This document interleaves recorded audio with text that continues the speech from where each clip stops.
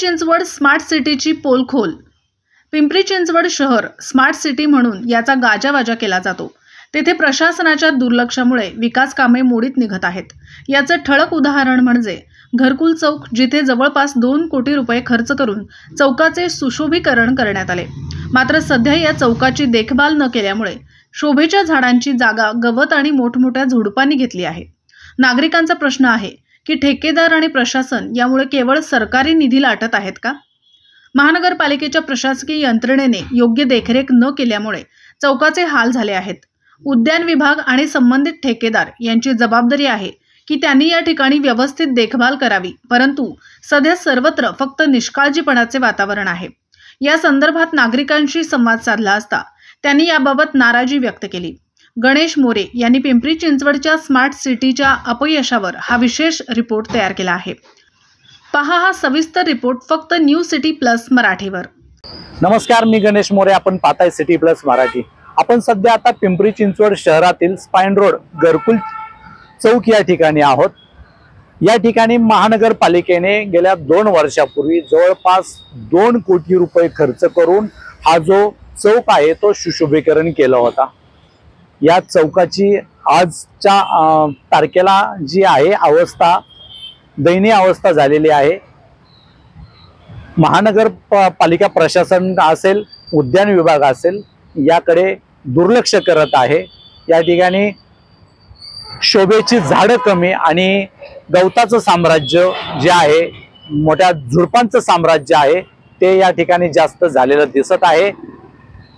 महानगरपालिका स्मार्ट सिटीचा फक्त गाजाबाजा करतं, पण या स्मार्ट सिटीच्या गाजाबाजाच्या पाठीमागे काय आहे? आपण पोलखोल, महानगरपालिका स्मार्ट सिटीची पोलखोल या सत्रातून आपण या चौकाची पोलखोल करणार आहोत। याचा सविस्तर आढावा आपण घेतोय। पाहूयात या ठिकाणी राहणारे नागरिक उदय पाटील काय म्हणतायत ते। धन्यवाद। कटिबद्ध जनहित आहे असं बुरदावली मिरवणारे, ब्रीदवाक्य घेऊन वावरणारे पिंपरी चिंचवड महानगरपालिकेचा अजीब कारभाराचा हा प्राथमिक नमुना आपण पाहू शकताय। स्मार्ट सिटी अंतर्गत शहरातील विविध चौक सुशोभित करण्यासाठी महापालिकेने मोठ्या दिमागाने मोहीम राबवली। खऱ्या अर्थानं शहराचं सुशोभीकरण व्हावं, चौकामध्ये वाहतुकीला नियमन व्हावं आणि सौंदर्यात वाढ व्हावी ह्या उद्देशानं घरकुल परिसरातील हा चौक जवळपास 2 कोटी रुपये खर्चून पालिकेने निर्माण केला। पण खऱ्या अर्थानं ना ह्या चौकाचं सुशोभीकरण झालं, ना इथं वाहतुकीला नियमनाला एक सुसूत्रता आली। दररोज या ठिकाणी कमीत कमी वाहतुकीच्या अडथळ्यामुळे 2 ते 3 अपघात दररोज तिथे घडत आहेत।